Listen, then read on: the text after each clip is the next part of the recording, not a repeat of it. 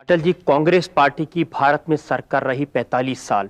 उन्होंने 5 प्रधानमंत्री दिए, विरोधी दलों को ले देकर 5 साल सरकार बनाने का मौका मिला और 7 प्रधानमंत्री दिए। तो किस बिना पर भारतीय जनता पार्टी स्थायित्व का वादा कर रही है? अब अगला प्रधानमंत्री ऐसा आएगा जो पूरे 5 साल रहेगा। Harmanım, baba nerede çarşafım? Gördüğüm bu paketler benim dermanım. इतिहास गवाह है कांग्रेस ने अभी जो बात यहाँ पर जान दे देंगे इसके लिए। मगर ये देश रहना चाहिए।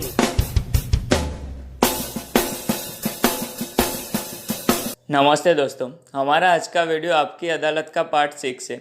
यह हमने अटल बिहारी वाजपेयी जी पर बनाया है। इन्हें कोई परिचय की ज़रूरत नहीं है, तो ज़्यादा टाइम वेस्ट ना करते हुए हम वीडियो शुरू करते हैं। अगर आपको वीडियो पसंद आए तो प्लीज़ लाइक करें, शेयर करें और चैनल को सब्सक्राइब जरूर करें। लोगों ने कांग्रेस को कसौटी पर कस लिया, लोगों ने संयुक्त मोर्चे को भी भुगत लिया। अब हम लोगों से कह रहे हैं कि आप हमें भी एक मौका दीजिए और आपको पछतावा नहीं होगा, आपको शिकायत नहीं होगी। अटल जी, आपकी पार्टी के जो अगले प्रधानमंत्री हैं वो पिछले प्रधानमंत्री की तरह सिर्फ 13 दिन तो नहीं चलेंगे? गणित बदल गया है। देश की हवा में परिवर्तन की गंध आ रही है।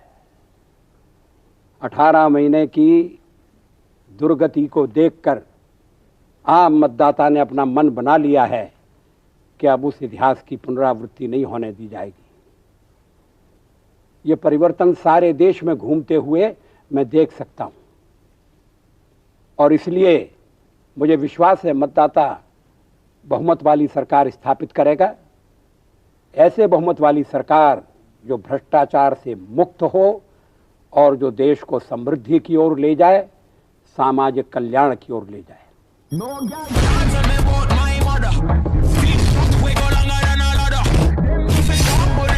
पिछले चुनाव में जयललिता कांग्रेस पार्टी के साथ मिलकर चुनाव लड़ रही थी, इस बार आपके साथ हैं। क्या गारंटी है कि चुनाव होने के बाद वापस कांग्रेस के साथ जाके हाथ न मिला लें?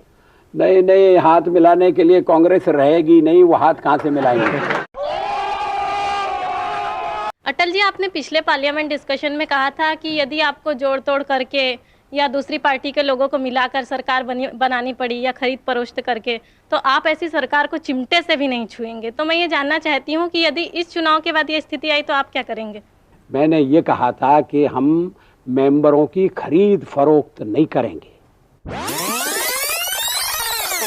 पार्टी तोड़कर हमारे साथ सरकार बनाई थी, मैंने तो ऐसा कुछ नहीं किया। पार्टी तोड़कर सत्ता के लिए नया गठबंधन करके अगर सत्ता हाथ में आती है तो मैं ऐसी सत्ता को चिमटे से भी छूना पसंद नहीं। राजनीति को सौदे का विषय नहीं बनाएंगे। और सदन में डीएमके के नेता ने खुले रूप में इस बात की तारीफ की कि भारतीय जनता पार्टी जो सरकार चला रही है उसने ऊंचे मानदंडों से काम किया हुआ है। सहयोग तो राजनीति में करना पड़ेगा। एक दल को बहुमत मिले, बहुत अच्छा, मतदाता दो टूक फैसला करें, उनका स्वागत है। लेकिन अगर सहयोग लेने की आवश्यकता पड़ती है तो उसमें कोई संकोच नहीं होना चाहिए। अटल जी, उनका प्रश्न ये था कि अगर सरकार बनाने में बहुमत में आपके और आपकी जो एलाइड पार्टीज हैं उनके भी बहुमत में कुछ कमी रह गई तो क्या फिर से कांग्रेस को तोड़ने की कोशिश करेंगे? नहीं नहीं, कोई कमी नहीं रहेगी। मुझे तो 300 की संख्या दिखाई दे रही है।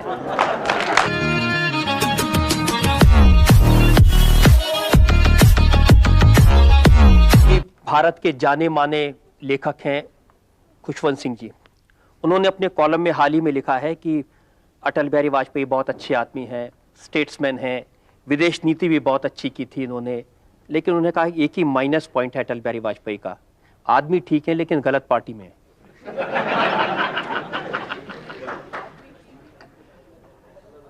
सरदार खुशवंत सिंह जी की मैं बड़ी इज्जत करता हूं। वो बहुत अच्छा लिखते हैं उनका लिखा हुआ पढ़ने में बड़ा आनंद आता है। उन्होंने मेरी जो तारीफ की है उसके लिए मैं उन्हें शुक्रिया अदा करता हूँ, लेकिन उनकी इस बात से मैं सहमत नहीं हूँ कि मैं आदमी तो अच्छा हूँ मगर गलत पार्टी में हूँ। अगर मैं सचमुच में अच्छा आदमी हूँ तो फिर गलत पार्टी में कैसे हो सकता हूँ, और अगर गलत पार्टी में हूँ तो फिर मैं अच्छा आदमी नहीं हो सकता।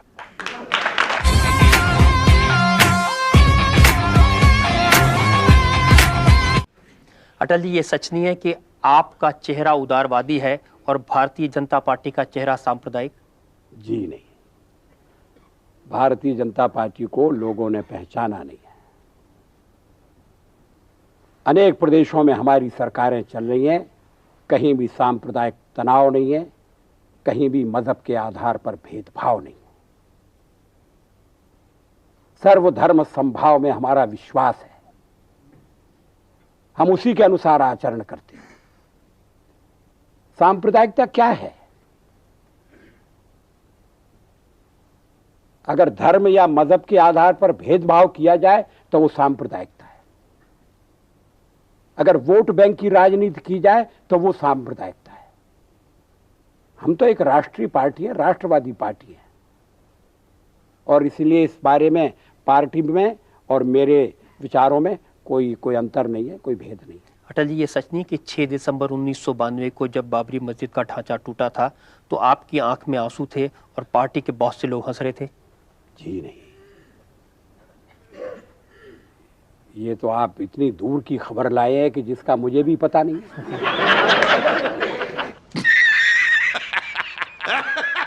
अब तो ये भी कहा जा रहा है कि भारतीय जनता पार्टी के अपराध की सजा नरसिम्हा राव जी को दी जा रही है। किस अपराध की सजा? कहा गया कि उन्होंने जो बाबरी मस्जिद के डिमोलिशन को नहीं बचाया, उसकी सजा उन्हें दी जा रही है। अब इसके लिए केवल नरसिंह राव को बलि का बकरा बनाना ये मेरी समझ में नहीं आता। अगर बलि चढ़ना है तो कुछ औरों की भी बलि चढ़ना चाहिए। कहीं उन्हें आपसे आपकी मित्रता की सजा तो नहीं दी जा रही है इस बहाने से? नहीं, कांग्रेस में तो मेरे और भी मित्र हैं जो बच गए।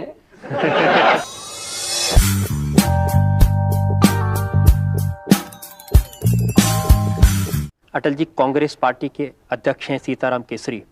उनका एक बयान है, उन्होंने कहा कि राष्ट्रीय स्वयंसेवक संघ अटल जी को कभी प्रधानमंत्री नहीं बनने देगा, अगर बन जाएंगे तो चलने नहीं देगा। केसरी जी को बड़ी अंदर की खबर है। केसरी जी को ये तो पता नहीं है कि वो कांग्रेस के अध्यक्ष रहेंगे कि नहीं रहेंगे। बार अखबारों में लिखा जाता है कि भारतीय जनता पार्टी में 2 गुट हैं, एक नरम दल है, एक गरम दल है, एक वाजपेयी जी का दल है, एक अडवाणी जी का दल है। जी नहीं, मैं किसी दलदल में नहीं हूं। मैं तो औरों के दलदल में अपना कमल खिलाता हूं। सुन, मैं वापस आ गया, तू फिर से डरेगा। जिस तरह फ्लॉप हुआ आप क्या करेगा, मैं पहले से फेमस था। अगर आप पावर में आएंगे तो कश्मीर की जो प्रॉब्लम है उसके बारे में आपको क्या कहना है? इसका आपने क्या उपाय सोचा है? कश्मीर के बारे में भारत की संसद सर्वसम्मति से ये प्रस्ताव पास कर चुकी है कि पूरा जम्मू कश्मीर भारत का अभिन्न अंग है। और जब हम पूरे जम्मू कश्मीर की बात कहते हैं तो उसमें कश्मीर का वो हिस्सा भी शामिल है जो आज पाकिस्तान के कब्जे में है, वो हिस्सा भी शामिल है जो पाकिस्तान ने चीन को दे दिया है। अटल जी, जजमेंट के पहले मैं आपको एक थोड़ी सी पनिशमेंट देना चाहता हूं। जजमेंट दूंगा आपकी एक आध कविता सुनने के बाद। अब जज का आदेश है, मैं कैसे टाल सकता हूं?